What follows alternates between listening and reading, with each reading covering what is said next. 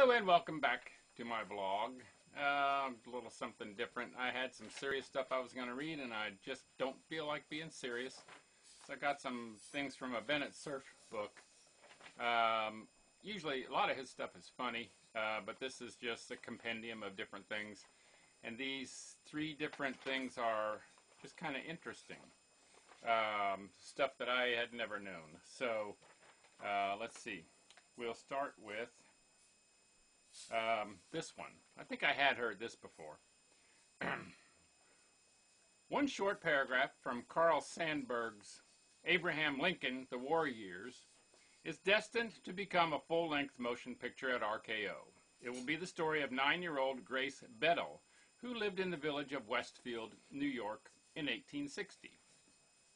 The first time she saw a photograph of the newly elected President of the United States, she thought he would be better looking if he grew whiskers, and what is more, she sat down and wrote him so.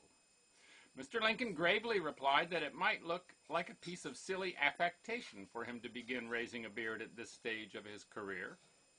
No, answered Grace, it was the right thing for him to do, for he looked much too solemn, and she believed other little girls, like herself, would be scared of him without whiskers. When Mr. Lincoln's special train carried him to New York and the inauguration at Washington, he ordered a stop at Westfield and, from the rear platform, announced, "I have a correspondent in this place named Grace Bedell, and if she is present, I would like to see her." Grace stepped forward, and Mr. Lincoln told her, "You see, I let these whiskers grow for you, Grace. I hope you think I'm better looking now." Then he kissed her, and Grace cried with joy, and the train moved on. And maybe one or two spectators realized that they had witnessed a wonderful example of American democracy in its truest sense. Here's another one I never knew. Many fans think Babe Ruth's most spectacular home run came in a World Series game in Chicago where, after taking a ride from the partisan spectators all afternoon, Ruth pointed to a spot in the center field bleachers and then lambasted the next pitch within 10 feet of the mark. Ruth's own favorite homer, however, was one he made in an unimportant weekday game at the Yankee Stadium. He had been in a fearful slump for days and wanted a long hit very badly. In the third inning, he caught hold of one and bounced it off the steel girder in the upper grandstand on which the right field foul line was painted. The crowd roared and the Babe started jogging happily around the bases, but umpire Billy Evans called him back. "It's a foul," he declared. "It hit just an inch or two too far to the right of the line."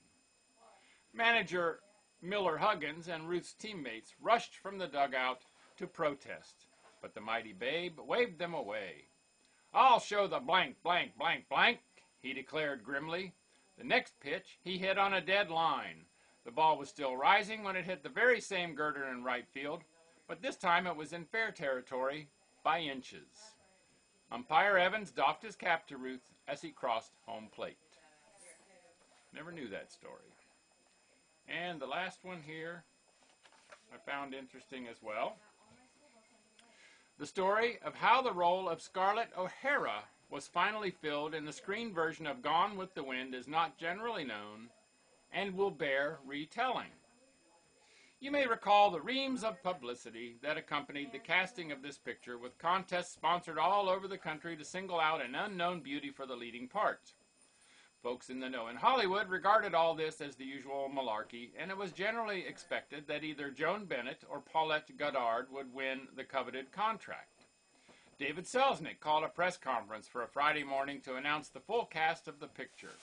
The preceding weekend, Miss Bennett and Miss Goddard both were guests at the Selznicks, and, coy but confident, assured each other a dozen times, "I just know it's going to be you, my dear." On Wednesday, they appeared at the busy agency of David Selznick's brother Myron, a young English actor named Laurence Olivier, who signed a contract appointing the Selznick office his legal representative.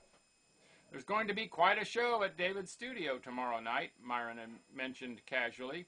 "They're planning to burn down the Atlanta sets for the Margaret Mitchell picture. Want to come with me?" "Sure," said Olivier. "Can I bring a girl with me?" "Why not?" said Myron.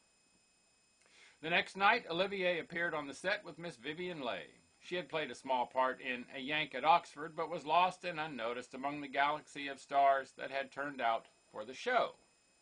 A torch was applied to the massive sets, and a red glow lit the evening sky. Miss Leigh watched entranced, her profile etched sharply against the dancing flames. Myron noticed her, gulped, and tugged Brother David by the arm. "Come with me," he commanded, "and see Scarlett O'Hara watching the burning of Atlanta." That was Thursday night. The next morning, while reporters were gathering in the outer office, Selznick made a silent, photographic test of Vivien Leigh and stood in the dark room while it was developed. A few minutes later, he made the public announcement.